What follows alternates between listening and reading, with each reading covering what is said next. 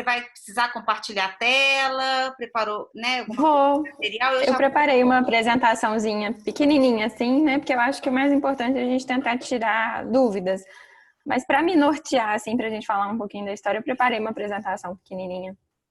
Maravilha. Coisa de professora, né? Pois é.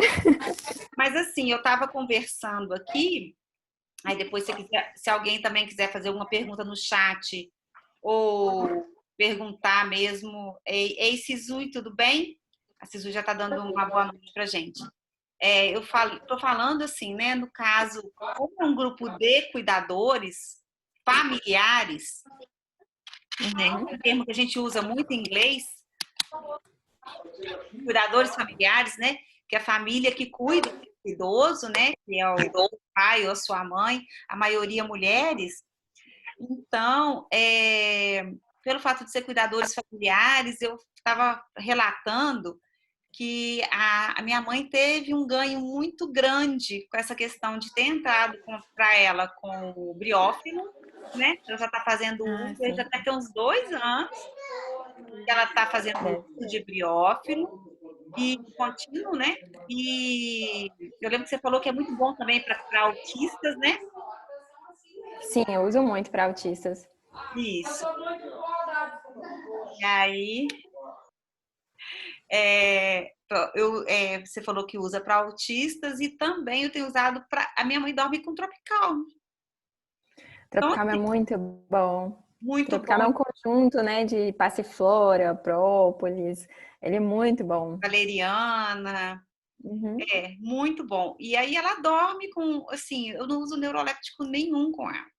Depois que eu entrei com essas medicações, assim, né, que são medicações mais naturais, eu não estou usando absolutamente nada, assim, praticamente nada. Ela fica tranquila com o briófilo argento e dorme super bem Uhum. com tropical. A Então, gente assim, pode fazer um dia uma aula de fitoterápicos, né, Xir, também, para abordar é, essa questão da medicina antroposófica, desses compostos, né? Como que a gente faz é, para adquirir? porque assim, até para o tratamento para demência do moderado a grave, né? A gente não o que tem de medicação assim para essa faixa etária? Assim, É um hiato área muito não, grande, faixa né? etária, é faixa de doença, né? É, Desculpa. é um hiato muito grande. Tem alguns estudos que demonstram que a memantina deveria permanecer, né, em alguns aspectos. Mas os anticolinesteráticos a gente já tira, né? Então seria a tentativa de manter a memantina. Eu Uhum, uso muito aquela escala FAST na prática, é uma escala de funcionalidade, né? Então uhum. eu me baseio muito nela, assim, para poder tirar a medicação e introduzir medicação. Os alopáticos, Ah, né? Falando dos alopáticos. uhum, Agora, os homeopáticos, fitoterápicos, nutracêuticos, aí o céu é o limite, né? uhum. Porque a resposta é muito individual. Eu tenho pacientes, assim, que são muito sensíveis a neurolépticos, né? Que sempre fazem resposta paradoxal. Minha avó é uma delas, inclusive, né? Então, assim, O que é uma resposta paradoxal? é o que você é o efeito inverso ao que você espera. Então, se você tem um paciente agitado, você passa um remédio para tentar fazer ele ficar calmo. Ele fica mais agitado ainda. Então, na maioria das vezes, quando os pacientes apresentam esse efeito paradoxal, que é o efeito invertido ao que você espera da medicação, eu tenho pacientes que são muito receptivos a fitoterápicos e homeopáticos. É Uhum. incrível como que eles respondem bem, né? Então, eu tenho, né, uma possibilidade vasta, né, que a gente tem na prática, levando em consideração essa gama, né, de fitoterapia, dos homeopáticos da medicina antroposófica, né? Tem muitos nutracêuticos agora, né? Tem ashwagandha, tem ginseng, tem um composto agora que eu tenho usado bastante que se chama Neurozen também. Tem remédio de medicina quântica que eu comecei a usar também. Então, a questão primordial é a gente buscar conhecimento, né? E não se acomodar com o que talvez esteja acontecendo, né? Porque alternativas a gente tem. A gente pode, às vezes, não ter conhecimento, mas a alternativa sempre existe para atenuar o caso. né? Eu tenho pacientes que têm usado muito aromaterapia e têm apresentado uma resposta muito boa, né? Nessa questão também de criar uma rotina com cheiros, né? Dentro do quarto. Então, lavanda, por exemplo, à noite ajuda a acalmar. Às vezes, na hora do último banho, fazer uma compressa morna na barriga com óleo de lavanda, né? Antes de dormir. A gente não pode esquecer da melatonina, né? Que também tem uma A minha mãe resposta também vai muito usar, boa para induzir o melatonina. sono. A A melatonina. melatonina é muito boa, assim, e com, né, pouquíssimo efeito colateral. Pelo contrário, até ajuda a tratar, às vezes, distúrbios do sono que vêm associados, né, com esses Você pode quadros explicar demenciais. para as pessoas o que é melatonina?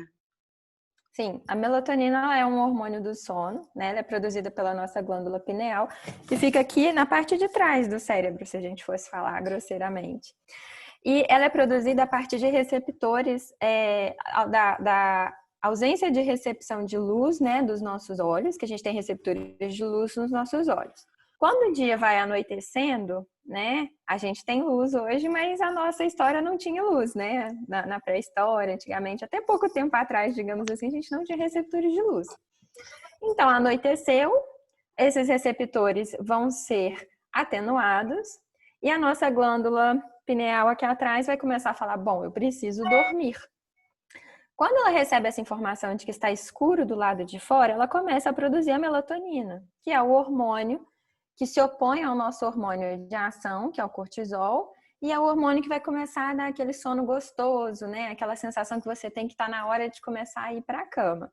Então, ele é um hormônio, né? A gente usa, é uma medicação hormonal mesmo, mas tem uma origem, né, natural, digamos assim, porque você já produz essa substância no seu organismo, você já tem receptor para essa substância no seu organismo, né? Lógico que tem que ter a quantidade certa, a dosagem certa, tem que ver se ela não vai interagir com outros medicamentos, porque apesar de a gente estar falando, né, fitoterápico, homeopático, nutracêutico, tudo isso é remédio. Então, pode ter interação com os remédios que o paciente já usa, tem que ver se vai precisar desmamar de alguma outra coisa, trocar alguma coisa, e pode ter efeito colateral. Tem paciente meu que sedou demais com a melatonina, né? Que no outro dia não conseguiu acordar, ou então ficou com aquele efeito de ressaca, né? Overlapping, que a São gente 3 chama. gotas, é o suficiente. 3 gotinhas. Então, é uma dose de criança, né? 3 Aí ela gotinhas. E ela responde tudo para muito minha mãe bem. é dose de criança, porque eu nunca vi ser tão sensível à medicação quanto ela é. Olha, Ti, essa é uma realidade muito comum, sabia? Para Uhum. paciente que tem problema cognitivo. Eles respondem muito bem a esse perfil mais natural, sabe? Parece que o corpo realmente está buscando, né? Esse reequilíbrio. Então, eles respondem muito bem. E, por outro lado, são muito hipersensíveis a essas medicações neurolépticas, na maioria das vezes. E a minha Então, mãe seguir por essa linha, é muito impregnada é, com os neurolépticos, então eu tirei na assim, maioria das vezes é tirar isso que foi ótimo. acontece. Assim, na minha experiência, né, de alguns tempos, né, de ambulatório, alguns aninhos aí, isso é muito comum, né, de acontecer. E eu recebo o paciente assim, né, como eu trabalho, eu tenho esse perfil de atuação, né, um pouco diferente da alopatia, não trabalho só com alopatia, eu recebo muito paciente refratário ao tratamento convencional. Então, acaba que eu preciso, né, ver, às vezes, manejar, tentar colocar alguma coisa no lugar para substituir um perfil de medicamento que o paciente esteja usando, para depois conseguir entrar com outro medicamento alopático que tenha um perfil não tão agressivo, né, que seja mais leve. Às vezes eu deixo uma medicação alopática só de SOS durante o dia, né? Por exemplo, das 6 horas da tarde o paciente fica muito agitado, muito agressivo. Às vezes a gente deixa gotinhas de risperidona só para aquele período, para o paciente passar bem, dose mesmo de criança, né? Para ele não ficar muito impregnado, não ter muita sonolência depois, e ele fica bem depois o resto da noite, né? O resto do dia. Então, é muito individual, né? Não tem como prever como que cada um vai responder. Mas possibilidade sempre existe. Uhum. E assim, a gente tem ouvido muito na mídia, né, essa questão da cannabis, né? E Uhum, assim, existe também a questão de um preconceito, tem uma questão sim. social, né? Então, assim, como que é essa entrada aí da cannabis nessa medicação para idoso com demência? Uhum. Eu posso começar a apresentar, então? Seria legal. Porque aí a gente faz uma contextualização, assim, de tudo isso. Aí depois abre para as pessoas. né? Se quiserem perguntar alguma coisa. Uhum. Pode ser. Eu montei uma apresentação aqui, bem pequenininha mesmo, bem simples, só para a gente conseguir, Eu já para compartilhei com você, você nortear. pode entrar aí, tá? Já está aberto para Tá, você compartilhar sua tela. ok. Eu montei no Canva porque eu tô adorando usar esse programa, gente. Para mim tá sendo assim um divisor de águas na minha vida, porque eu tô encantada, porque tem muita imagem bonita, tem Tem. muita coisa interessante. Eu vou tentar aumentar aqui um pouquinho.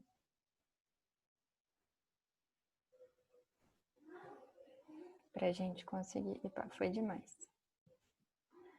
Acho que desse tamanho tá bom, né? Tá todo mundo. Tá. Bom, eu coloquei o tema da nossa conversa, né? Por que e quando usar cannabis na demência. E aí, gente, quando a gente vai falar sobre cannabis, é muito importante que a gente faça uma contextualização. Por que que isso é importante? Eu, por exemplo, eu sofria muito, né, com essa questão de preconceito, porque eu achava, né, que era um absurdo usar maconha para tratar qualquer tipo de doença, né? Tem pessoas da minha família que fazem o uso adulto, né, o uso recreativo. Então eu tinha muito preconceito mesmo, não concordava. Apesar de ter já essa linha, né, fitoterápica, mais natural, desde o meu quarto período da faculdade, eu não conseguia ver uma ligação, né, uma coesão entre essa atuação. Já que durante a graduação médica a gente só estuda falar mal, né, de cannabis, e a gente vê toda essa repercussão social de que os neurônios vão morrer, né, os neurônios vão degenerar nos pacientes, nas pessoas, né, que fazem o uso recreativo, que fumam maconha, que pode surgir esquizofrenia. Então eu ficava assim apavorada com essa possibilidade. Até que no início desse ano, né, em janeiro, eu fui para São Paulo e eu fui fazer um curso sobre cannabis. Por que eu fui fazer um curso? Porque no meados de 2018, eu tive um paciente com a doença de Huntington, cuja mulher, a esposa dele, me procurou e falou: doutora, a única esperança que eu tenho é usar cannabis. Aí eu falei: como assim usar cannabis? É a única coisa que eu tenho esperança que vai funcionar para o meu marido, porque a doença de Huntington está progredindo. A doença de Huntington é uma doença degenerativa neurológica, tem uma tríade clássica de depressão, demência e distúrbios do movimento, né? Evolui relativamente rápido, uma média de 12 a 15 anos o paciente já fica acamado, e tem coreia, né, que são movimentos, né, articulares bruscos, involuntários, não previsíveis. Então, assim, a qualidade de vida do paciente é muito precária. E ela me falou no consultório que queria usar cannabis de qualquer jeito, que já tinha feito cadastro numa associação aqui do Brasil, onde ela poderia ter acesso a cannabis, que só precisava do meu relatório e da minha prescrição. Eu falei: bom, vamos ver o que eu posso fazer para ajudar. A primeira coisa que eu vou precisar fazer é estudar, né? E aí comecei a estudar. E o meu marido, Micael, ele já estava estudando cannabis desde 2017. Isso foi em 2018 que aconteceu. E o Micael sempre falando comigo: Jéssica, você precisa estudar isso, porque as indicações são todas neurológicas, isso vai ganhar uma propagação gigantesca, você precisa estar atualizada em relação a isso. Se prepare, porque os pacientes daqui a pouco vão começar a te procurar. O Micael sempre teve um olhar muito à frente do tempo dele, né? Sempre foi muito estudioso, e ele sempre vem trazendo novidades aqui para casa. E aí eu comecei a estudar, né? Cheguei em casa e falei com o Micael, falei: bom, você falou tanto comigo, eu neguei, agora eu vou ter que começar a estudar cannabis. E aí comecei a estudar. Entrei no site dessa associação, que é a Associação Abraço, que eu vou falar dela mais pra frente para vocês. E aí eu vi vários relatos. E aí eu falei: bom, vou ir para o Medline, né? Que o bom médico, a gente tem que estudar pelo PubMed, pelo Medline. Vou ver se tem publicação científica. Aí, assim, uma enxurrada de publicação científica de 2010 para frente. Muita coisa. Eu falei: bom, eu já tenho um arsenal, né, bibliográfico que fomenta essa minha possibilidade de prescrever. Vou prescrever para esse paciente e vou ver como que vai ser a resposta dele. E aí ele, por incrível que pareça, eu consegui tirar 2 medicamentos alopáticos dele em questão de 6 meses, não foi muito tempo. E a doença dele está praticamente estagnada, de 2018 para cá. Né? Depois eu atendi ele num lugar, depois eu saí desse lugar. Atendi na residência, né? Mas ela não podia fazer esse acompanhamento em relação ao cannabis. Hoje ele virou paciente do meu consultório particular, está comigo até hoje. E aí eu comecei a quebrar esse paradigma na minha cabeça. E foi nesse curso que eu fiz nesse ano que eu realmente quebrei todo o paradigma que eu tinha, né? Qualquer preconceito que eu tinha, porque eu falei que eu vi né, que nós fomos, né? Mais uma vez, a humanidade foi vítima de todo um contexto mecanicista, né? Mercantilista, melhor dizendo, dessa questão da cannabis. Né? Eu vou falar um pouquinho para vocês disso agora, né? A planta tem relatos de que ela surgiu há 32 mil anos, né? É uma planta milenar, muito antiga. E tem relatos históricos de utilização da planta desde a antiga China. Então, o imperador vermelho, depois o imperador amarelo na China, né? Isso quase 3 mil anos antes de Cristo, eles já utilizavam extratos de cannabis para utilizar para tratamento de senilidade, né, que tem relato em papiros, senilidade, que é o envelhecimento, né, normal, dores, câncer, convulsões. Então, a gente já tem relato disso antes de Cristo. Na Bíblia, eu tenho aqui, em Êxodos, no capítulo 30, versículo 20, a gente também tem uma citação, deixei até anotado aqui do lado, sobre a utilização, né, de uma planta, de um extrato de planta que poderia amenizar moléstias da alma. Na Índia, existe o gunjá, que é uma bebida típica da Índia. Eu nunca fui na Índia, mas parece que lá é muito popular. É uma bebida que eles vendem na rua mesmo. E eles usam o gunjá para tratar crianças. É uma bebida comum, né? Os adultos tomam, mas eles oferecem para crianças quando a criança tem epilepsia e diarreia. E aí, em 1840, um estudioso, o William Bruckner-Shaughnessy, que é um dos nomes famosos assim dentro desse meio, né, de medicina canábica, ele fez uma viagem para a Índia. Ele era um médico, né, cirurgião, fez uma viagem para a Índia e achou muito interessante a utilização, né, daquela bebida lá por todo mundo.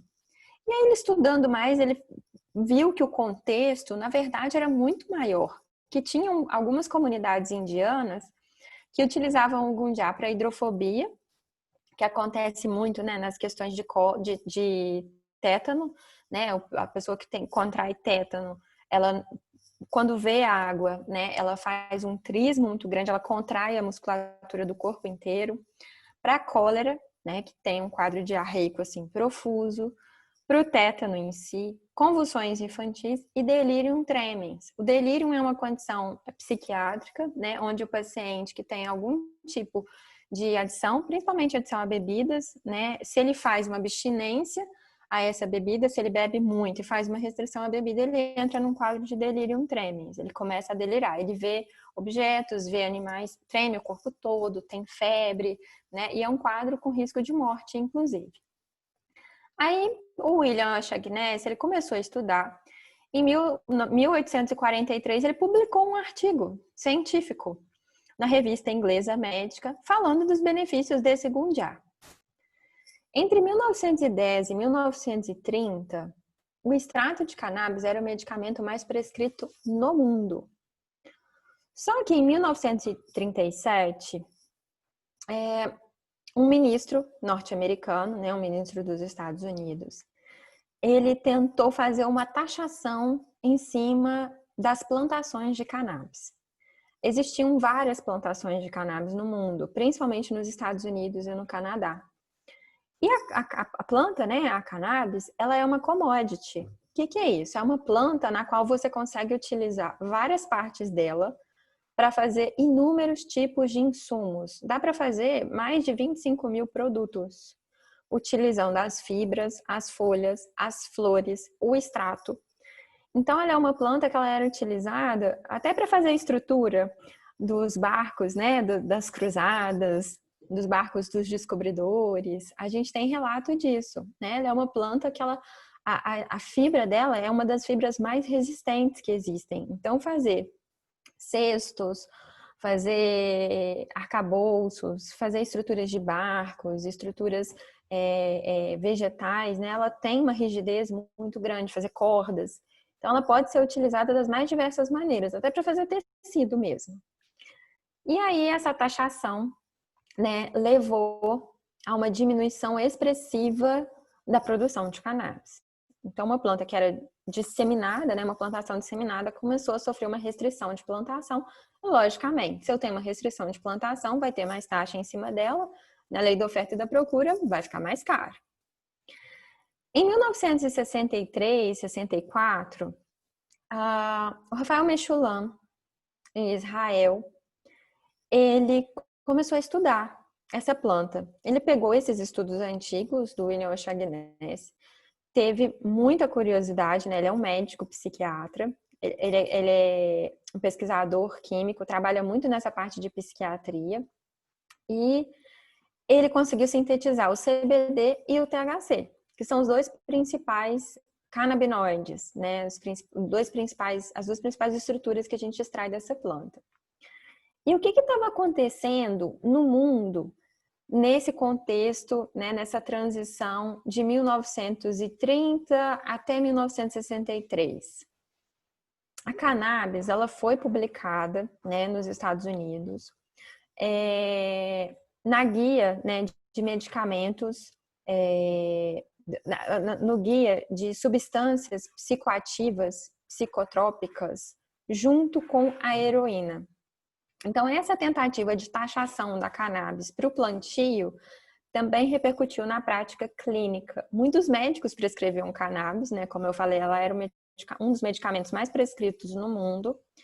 Só que essa tentativa de criar renda em cima desse mercado acabou refletindo também na parte médica.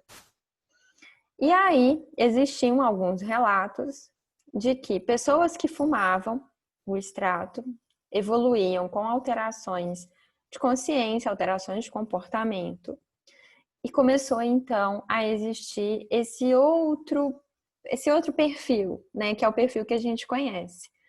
Antes era um medicamento muito prescrito, muito utilizado, com um perfil muito bem pouco analisado, mas um perfil muito aceito.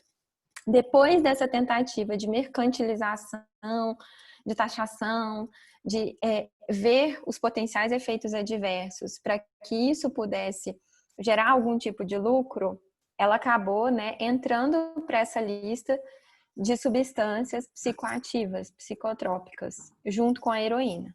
Então, ela foi, né, classificada como uma droga, efetivamente. E aí a gente sofreu com tudo isso, né? Nós começamos a receber todas essas informações do restante do mundo, e durante muito tempo ninguém se atrevia, né, a estudar essa composição, já que lidar com esse extrato era sinônimo de você estar fazendo menção a uma droga, né, que tem equivalência à heroína, à cocaína. Até que o Mechoulam, né, lá em Israel, ele começou a estudar de novo esse extrato. E aí ele conseguiu observar em pequenos estudos que muitos pacientes obtinham uma melhora clínica, principalmente em aspectos psiquiátricos e em epilepsia. E quando que isso começou a vir aqui para o Brasil? Em 1980, o Dr. Elisaldo Carlini, da Unifesp aqui no Brasil, ele fez um estudo pequeno, foi o primeiro estudo brasileiro com extrato de cannabis, com 15 pacientes. E ele obteve uma resposta dramática. Ele conseguiu que 50% dos pacientes ficassem livres de crises epilépticas, ou seja, as crianças não tinham mais nenhum tipo de crise epiléptica. E ele conseguiu uma redução de 87% das crises epilépticas no outro grupo de pacientes. Então, esse estudo chamou muita atenção para que, nesse contexto neurológico, a gente também pudesse utilizar a droga. E depois, né, veio uma avalanche de possibilidades. Então, a gente sai desse contexto onde a cannabis era o medicamento mais prescrito no mundo, restringiu-se a prescrição dela numa tentativa de tentar conseguir dinheiro a partir da diminuição das plantações. Isso repercutiu também na prática médica, onde foi difundido no mundo apenas os efeitos adversos da utilização adulta dessa droga, da utilização do cigarro, né, onde a gente tem basicamente só THC, que é realmente uma substância psicotrópica, mas esqueceu-se da utilização para essas outras moléstias, né, como eu falei, tétano, epilepsia, dores, câncer, que a gente já tinha relato desde a época antes de Cristo. E aí o Mechoulam, esse israelense, conseguiu captar essa história toda e voltou a fazer os estudos. E aí vários países, incluindo nós aqui no Brasil, entramos para esse contexto. Um divisor de águas muito importante para nós neurologistas se deu em 2015, quando a gente teve a legalização do Epidiolex, que é um medicamento que tem basicamente 51% de CBD e 49% de THC. O Epidiolex é uma substância que ele foi estudada, né? Eu tenho todas essas referências bibliográficas, depois se alguém quiser eu posso mandar tudo. Ele foi publicado, né, num estudo no New England, com um número significativo de pacientes, né? E a resposta foi, mais uma vez, uma resposta dramática. E a amostra desse estudo, né, que envolveu mais de 800 pacientes, ela envolvia síndromes epiléticas raras e refratárias a tudo que vocês imaginarem para tratamento de epilepsia. Então, a gente tinha crianças, basicamente, portadoras de Lennox-Gastaut, síndrome de Dravet, que são duas síndromes onde as crianças, às vezes, têm crises epilépticas das mais variadas, dos mais variados aspectos, né, dos mais variados típicos, de 50, 100 a 200 vezes por dia. Então, são crianças que não têm uma vida. E junto com esse número excessivo de crises, elas também têm um retardo cognitivo, elas também têm perda neurológica. Então, essas crianças que convulsionavam 200 vezes por dia, utilizavam, às vezes, 6 tipos diferentes de medicação, quando não convulsionavam, estavam dormindo, sedadas pelos efeitos colaterais das medicações, elas começaram a apresentar qualidade de vida. Elas começaram a não ficar dependentes desse número tão extenso de medicamentos, elas começaram a não ficar tão sedadas e elas começaram a ter ganhos neurológicos. Então, esse estudo foi um dos mais importantes, né, dentro da história da cannabis, dentro da neurologia. Só que em consonância, ao mesmo tempo, vários outros estudos também estavam pipocando literalmente, né, dentro desse aspecto literário.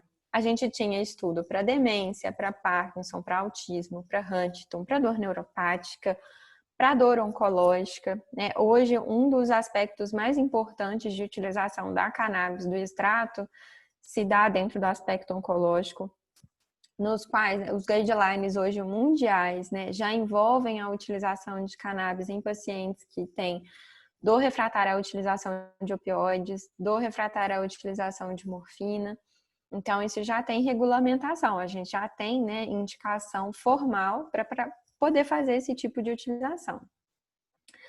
Então, as principais indicações hoje, algumas delas, né, dentro aqui da neurologia, são essas: epilepsia, demência, Parkinson, autismo, doença de Huntington e dor neuropática.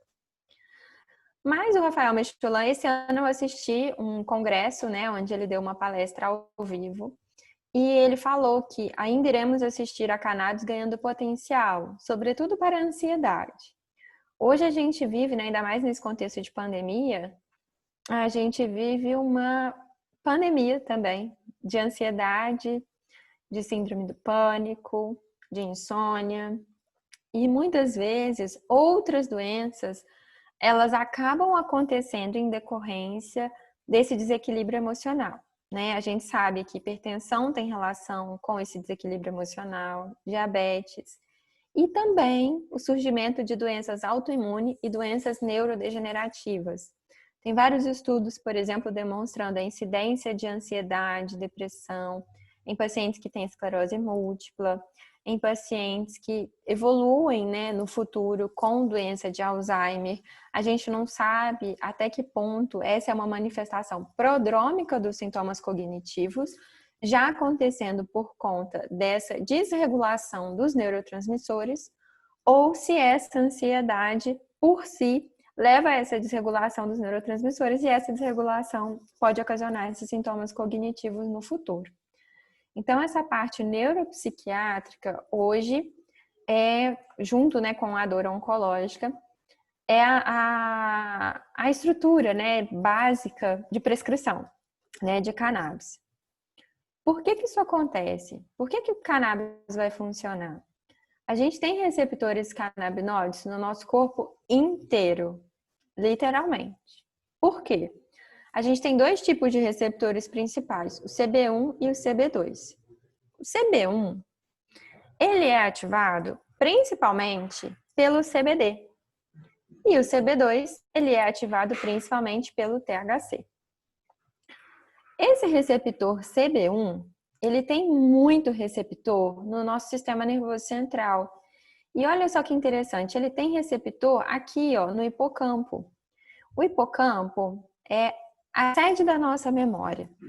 O hipocampo vai ser o local onde a gente vai absorver informações externas, ver se essa informação vai ter alguma ligação emocional com esse tipo, né, com o nosso contexto cognitivo, se ela vai ter alguma relevância futura para a gente, e vai direcionar essa informação para ver se ela vai precisar se transformar numa memória de curto prazo ou numa memória de longo prazo. Por exemplo, no meu casamento, né, eu me senti muito feliz, foi um momento muito importante da minha vida. Então, esse é um contexto que envolve uma afetividade muito grande, essa memória vira uma memória de longo prazo.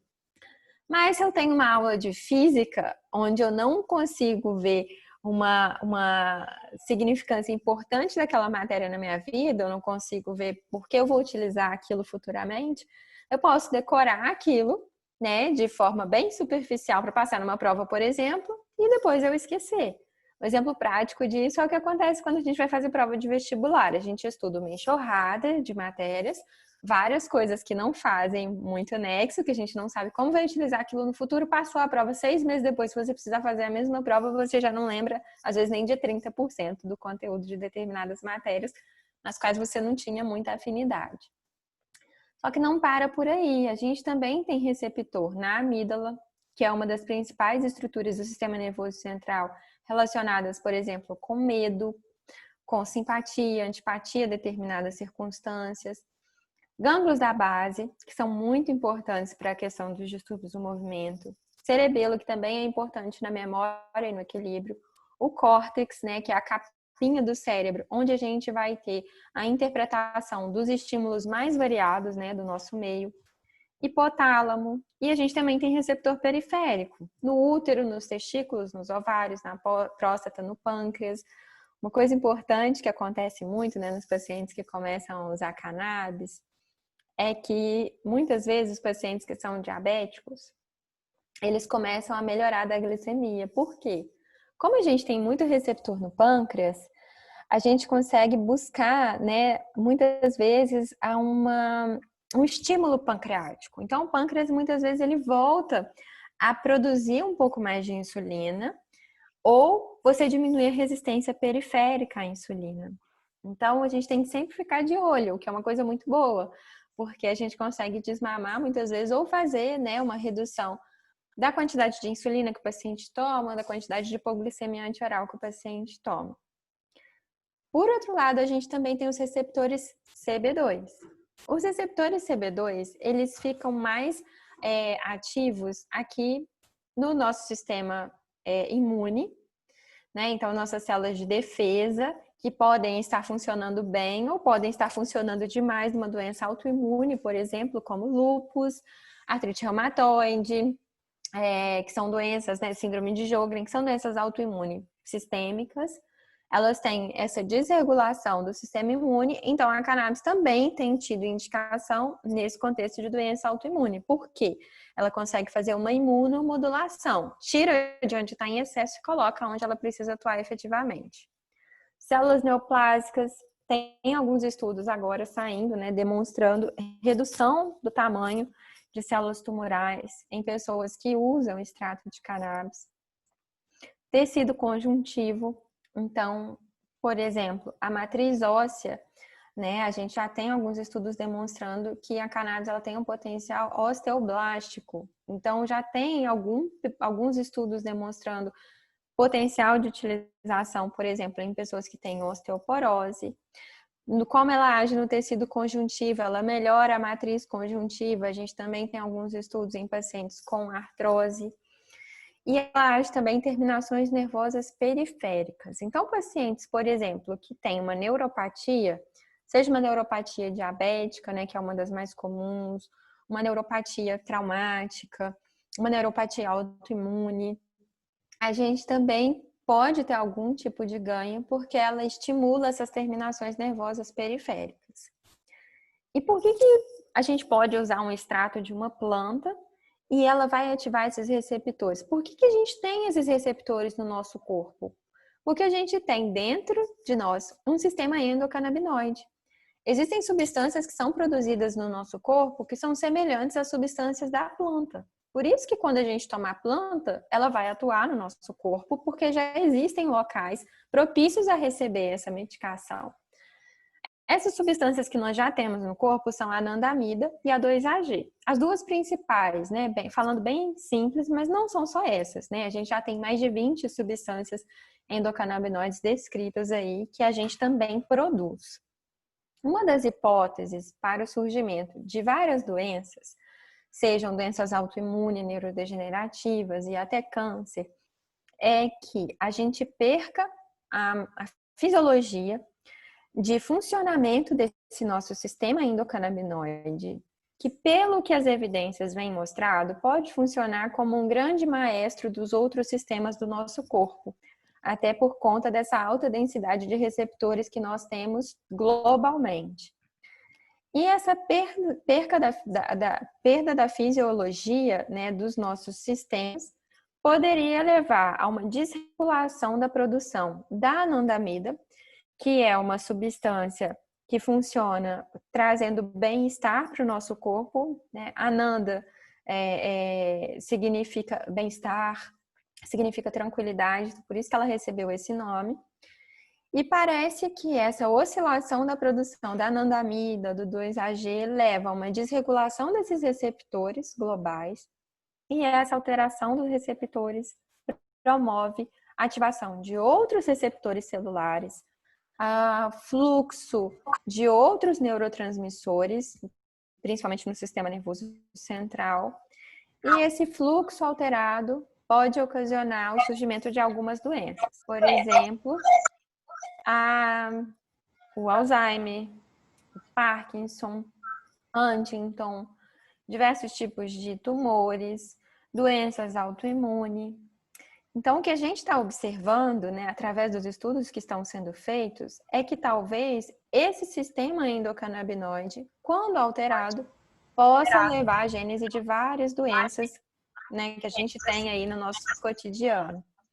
Então, essa é uma das indicações, né, que a gente tem hoje para poder indicar a utilização, né, uma das referências, né, que a gente tem para poder indicar o uso dessa substância na prática. Então, esse sistema endocannabinoide, ele busca pela homeostasia. É um estado de equilíbrio das diversas funções e composições químicas do nosso corpo. Equilíbrio do nosso corpo envolve criação de células na hora certa, morte celular na hora certa. Criação de neuro... Tá dando muito ruído para mim. Tá voltando tudo que eu tô falando. Será que tem alguém? Para as pessoas tirarem o áudio, eu tô tentando desligar aqui. Para mim também tá dando ruído. Obrigada. Só tentar entrar aqui. Pronto, já desativei. Pode continuar, doutora. Obrigada, Xê. Então, parece que essa homeostasia, né, que esse sistema endocannabinoide consegue estabelecer no nosso corpo no seu pleno funcionamento, quando ele se perde, algumas doenças podem aparecer. Então, é tentando restabelecer essa homeostasia que a gente tem algumas indicações clínicas. Como a Shir me pediu para falar sobre demência, eu vou falar um pouquinho sobre algumas indicações. A gente ainda não tem estudo, né, fomentando, indicando qual estágio que a gente deve começar, qual estágio que a gente deve tirar, qual a dosagem máxima, qual a dosagem mínima. Isso a gente já tem um pouquinho para epilepsia, mas para demência ainda os estudos são pequenos. A gente não tem estudos grandes demonstrando, né, qual é o perfil mais correto, né, uma trajetória mais segura para a gente seguir. Então, esses estudos, eles são muito baseados em experiências clínicas, né? Algumas pessoas começaram a prescrever, alguns médicos em centros de ensino, né, no mundo, começaram a prescrever e observaram respostas, principalmente respostas comportamentais. O que é isso? O paciente que tem comprometimento cognitivo, muitas vezes ele fica muito ansioso, né? Ele fica com uma alteração emocional, uma oscilação emocional muito significativa durante alguns períodos do dia. Ele pode ter aumento do apetite, redução do apetite, ele pode ter alterações de sono, tudo relacionado a essa alteração dos neurotransmissores, principalmente dopamina, acetilcolina, né, que quando alteradas, a serotonina também, né, que está diretamente relacionada a essa questão cognitiva e essa questão da ansiedade, dos distúrbios de comportamento, né, que acontecem às vezes em fases até precoces, antes da gente ter a perda de memória efetivamente, esses indivíduos começam a ter mais tolerância, né, porque muitas vezes eles não toleram bem frustração, eles não toleram bem a mudança de rotina, eles não conseguem identificar a casa onde eles vivem. Então, isso gera muita ansiedade, muita negatividade, agressividade, né? Muitas vezes tem pacientes que ficam muito agressivos, agridem a família, agridem a si próprios. Então, essas alterações comportamentais, elas muitas vezes respondem muito bem. O sono, o paciente ele consegue responder muito bem. Pacientes que não tinham apetite, que estavam ficando com muita hipoxia, comendo muito pouco, então com muita restrição alimentar, começam a se alimentar melhor. Ou ao contrário, pacientes que estavam com muita obsessão por comida, né? É comum a gente ver evolução, às vezes, de alguns quadros semelhantes a toque. O paciente, ele começa a equilibrar esse apetite. Então, quem comia muito, começa a comer menos. Quem comia menos, começa a comer mais. A gente observa uma redução da necessidade de outros medicamentos, né? A redução da polifarmácia, a desmedicalização. Então, uma das coisas que acontece é que, por exemplo, o paciente que tem Alzheimer, muitas vezes ele tem outras morbidades. Ele já é um paciente idoso que já tem hipertensão, tem diabetes, tem colesterol alto, tem distúrbio do sono. Então, ele já chega usando pelo menos 5 medicamentos. 1 ou 2 para comprometimento cognitivo, né, que a gente usa geralmente um anticolinesterásico, rivastigmina, galantamina, donepezila, memantina. Ele chega usando 1 ou 2 para hipertensão, já foram 4. Ele usa 1 para dislipidemia, que é alguma estatina, simvastatina, torvastatina, pitavastatina, enfim. Ele usa um glifage porque a glicemia veio um pouquinho alta. E ele está usando um para o sono, que ele já usava há décadas, que pode ser um rivotrilzinho, um alprazolam, né, um frontal, ou qualquer outro dessa classe. E mesmo assim ele não está bem, está muito agitado, muito agressivo, ou então muito apático. Quando a gente observa, né, os estudos mostram que quando a gente começa o canabidiol, e aqui eu estou falando para vocês em basicamente medicamentos ricos em CBD, ou medicamentos que tenham CBD isolado, mas que não é o perfil que eu particularmente gosto de usar muito. Eu uso mais medicamentos ricos em CBD. Daqueles dois fitocannabinoides principais que eu falei com vocês lá no início, a gente tem o CBD e o THC. O THC ele é muito importante, só que ele ainda é pouco estudado, porque o THC é o que a pessoa consome quando ela fuma. um cigarro de THC, um cigarro de maconha, ele contém em torno de 15 miligramas de THC. E esse THC, ele tem efeitos psicoativos. O paciente, ele pode ficar agitado, com muita fome, ele pode ter uma despersonalização, né, uma disruptura, que a gente chama. Então, ele pode ficar muito propício a ter agressividade, agitação, esses sintomas que a gente não quer que aconteçam. Na verdade, são sintomas que a gente quer tratar num paciente que tem comprometimento cognitivo. Então, hoje, a estrela dos estudos acaba sendo o CBD. Por quê?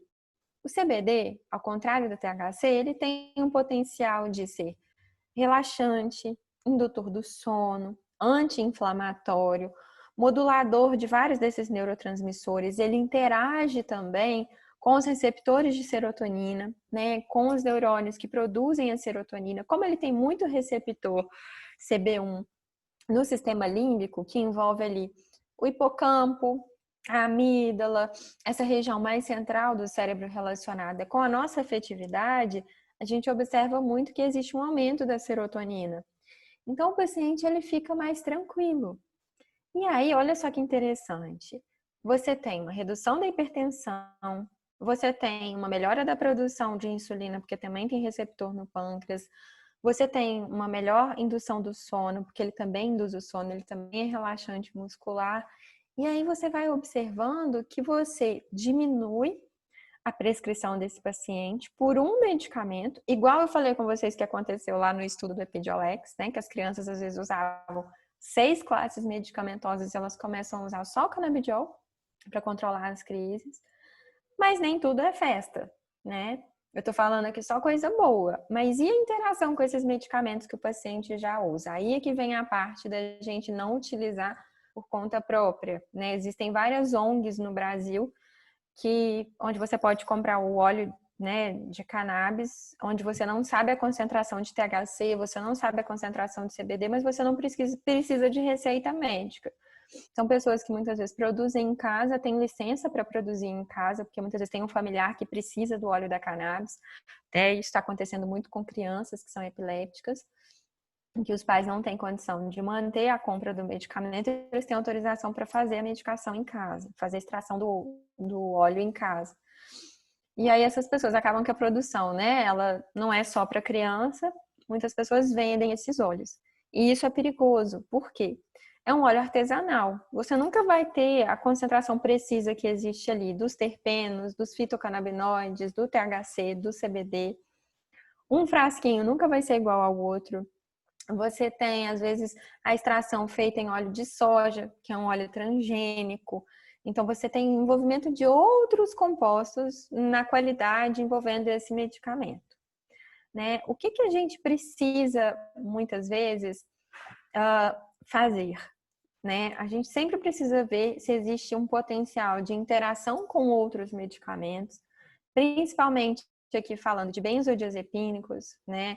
Rivotril, alprazolam, bromazepam, indutores do sono, né? Como agora a gente tem o zolpidem, medicamentos antiepilépticos, os que mais interagem são o ácido valproico e o clobazam, né? Que a gente muitas vezes não usa só como antiepiléptico. O ácido valproico, por exemplo, ele também é modulador de humor, ele também pode ser utilizado para profilaxia de enxaqueca.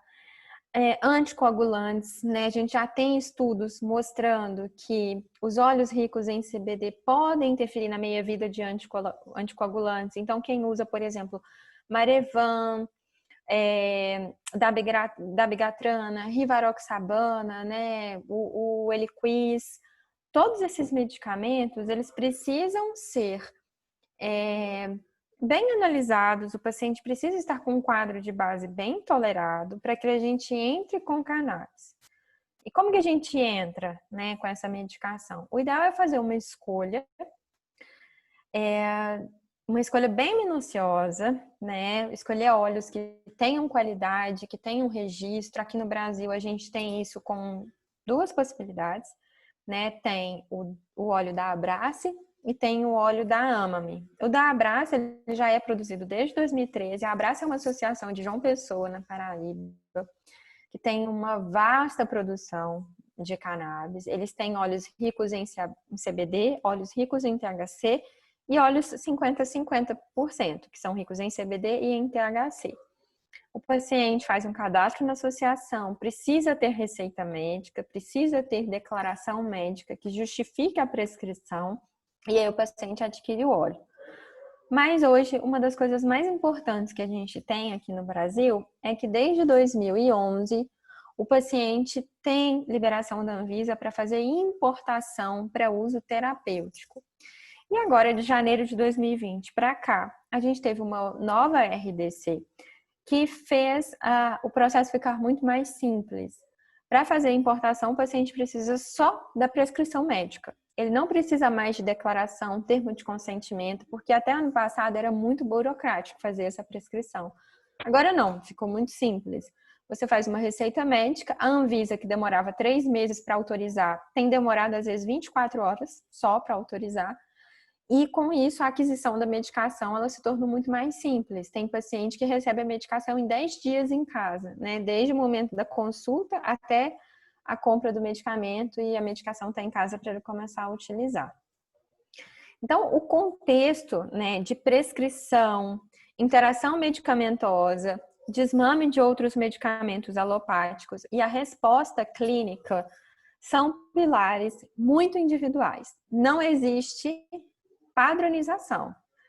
Existem várias marcas no mercado, existem várias possibilidades terapêuticas, existem várias respostas possíveis. Tem paciente que tolera bem, tem paciente que não tolera. Eu sempre entro com dose de criança, eu sempre começo com 1, 2 gotas por dia, vou subindo a dose a cada semana para sensibilizar esses receptores, porque como eu falei, a gente tem receptor no corpo inteiro. Se você entra com a medicação muito rapidamente, você pode estimular tudo isso. E você pode estimular muitas vezes de uma forma que você não espera.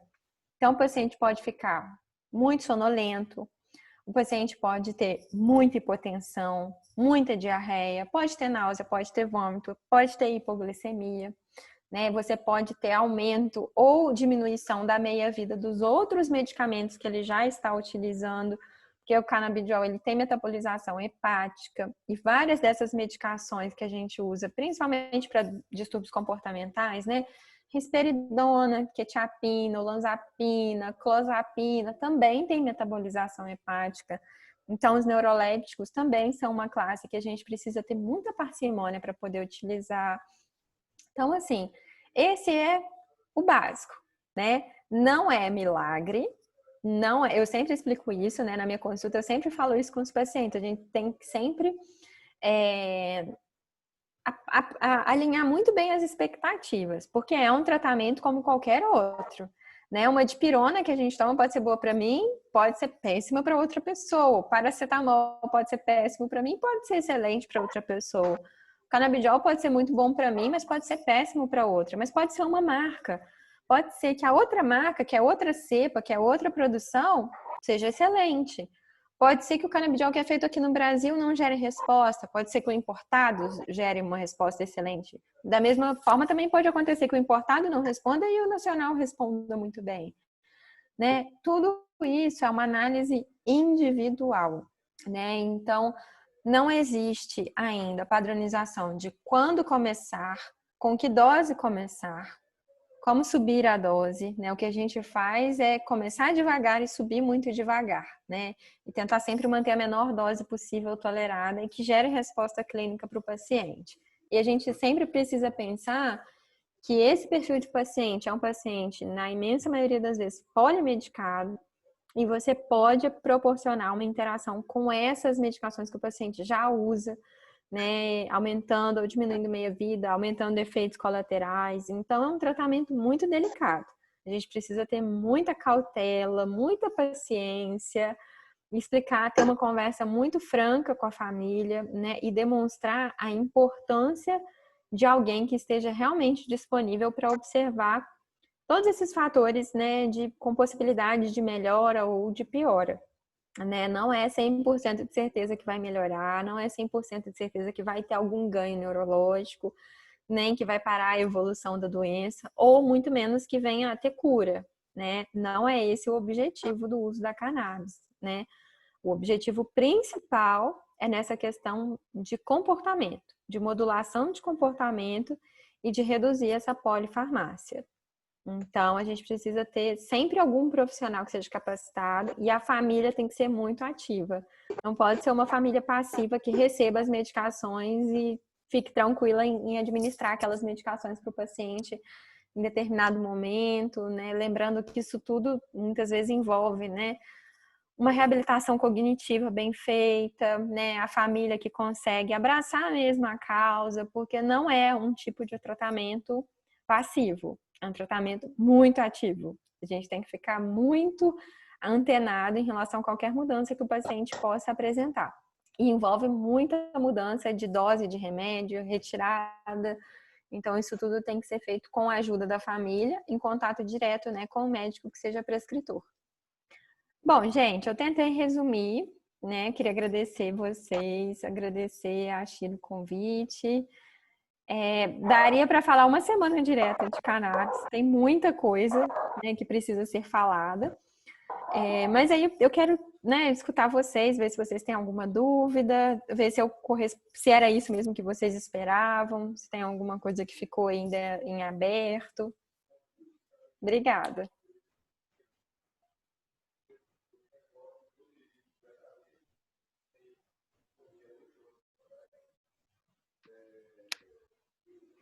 Nossa, foi muito claro, Jéssica. Nossa, muito claro, doutora Jéssica.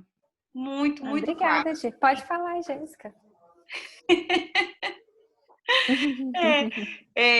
Ficou muito claro, assim, exatamente para, acho que, pensar na qualidade de vida, né, desse paciente, né, Sim.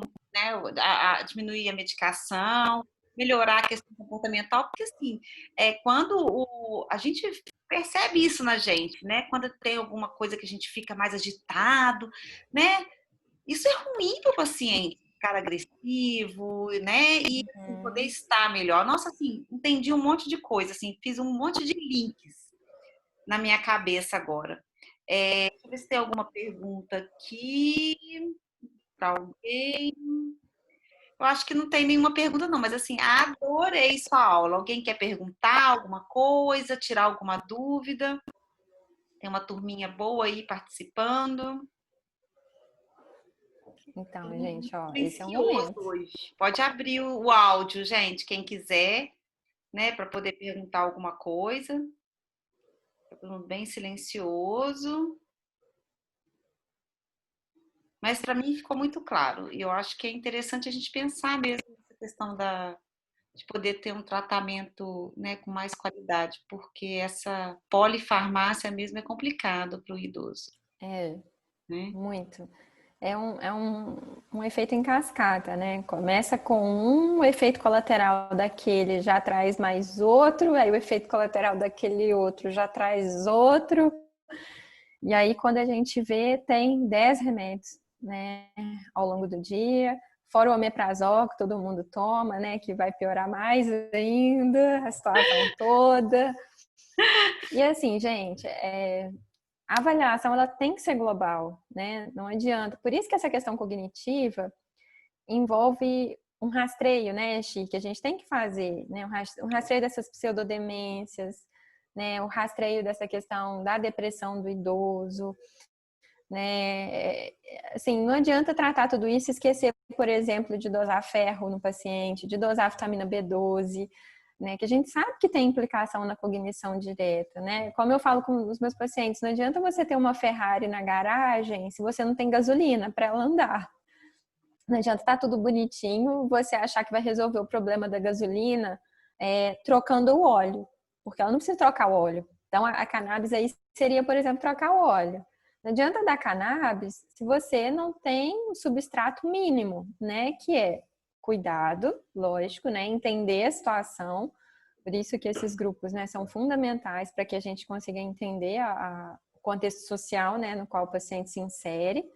E você saber avaliar esses outros vieses, né? De vitaminas, de minerais, a resposta do paciente a determinados medicamentos, qual o estágio evolutivo em que o paciente se encontra, né? E não adianta dar cannabis também não estimular o paciente, né? Não é, ele é uma criança, né? Não adianta você dar cannabis, memantina, donepezila e deixar o paciente na frente da televisão 24 horas por dia, né? E ele vai Não vai ficar ter bonitinho resposta na frente da nenhuma. televisão, né?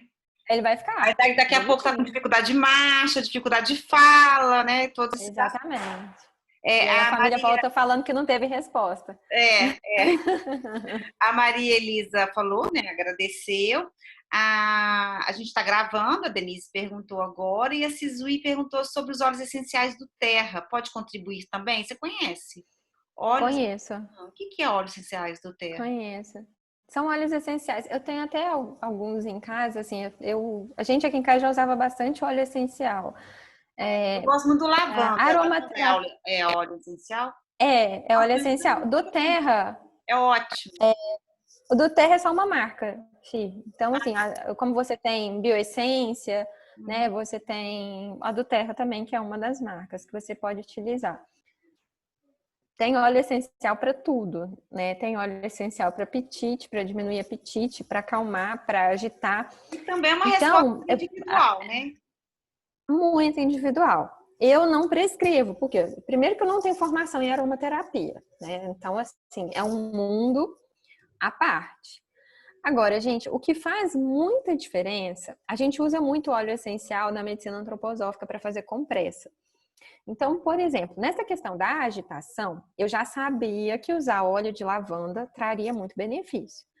O que faz que eu vejo, né, que faz uma alteração muito importante na qualidade de vida do paciente é você sempre usar uma terapia num determinado contexto do dia.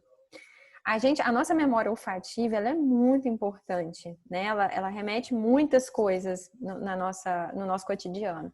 Então, se você usa, por exemplo, determinado óleo para ele acordar, lógico, né, que tem que ser um óleo que vai ter relação com o que ele precisa de manhã. Se for um paciente que acorda muito apático, muito desanimado, muito prostrado, usar um óleo de alecrim, né, que dá vivacidade, dá ânimo, sempre de manhã, pode ajudar muito. E da mesma forma, se em determinado horário do dia, quando ele fica mais agitado, você faz. Eu prescrevi isso para um paciente, a resposta foi muito boa.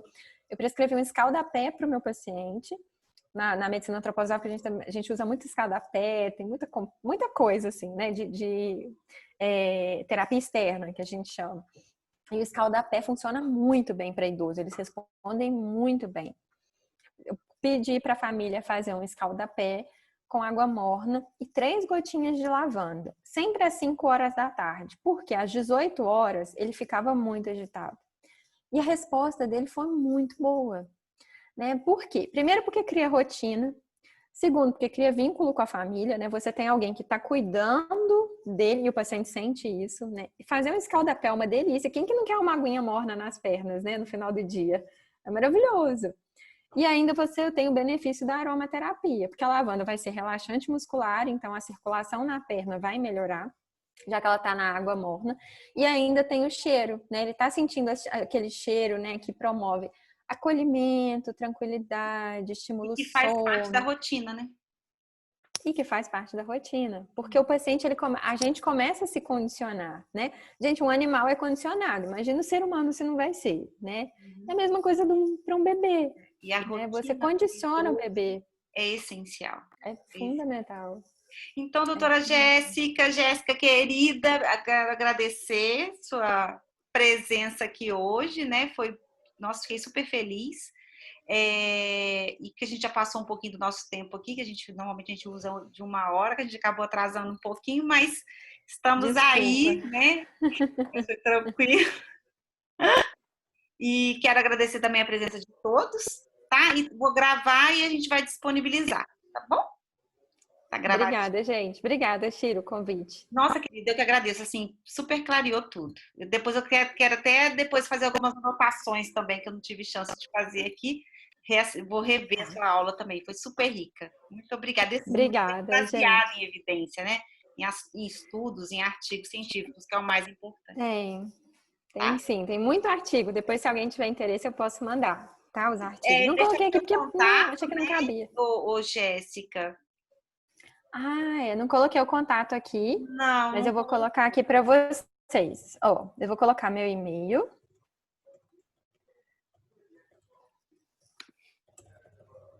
Né? Aí já quem tiver interesse já anota o e-mail da doutora Jéssica e o telefone. O telefone. Aí você deixa aí na tela pra gente. Coloquei aqui no chat, ó. Ah, perfeito. Tá, o meu e-mail, doutorajessicamarques@institutolibano.com e o telefone é 32 99916 8539. Que aí vocês conversam com a Luísa, minha secretária. Tá joia. Então, Tá? depois entra em contato com a Luísa. Isso. Obrigada, querida. Uma boa, Obrigada, Xi. bom novembro. Ah, obrigada para todos Uma nós. paciente minha sem nó, com laço. Ai, que lindo. Que lindo. Obrigada. Tchau, gente. Grande beijo. Obrigada. Obrigada para todos que estiveram aqui hoje participando. Obrigada. Tchau. Beijo. Tchau. Até mais.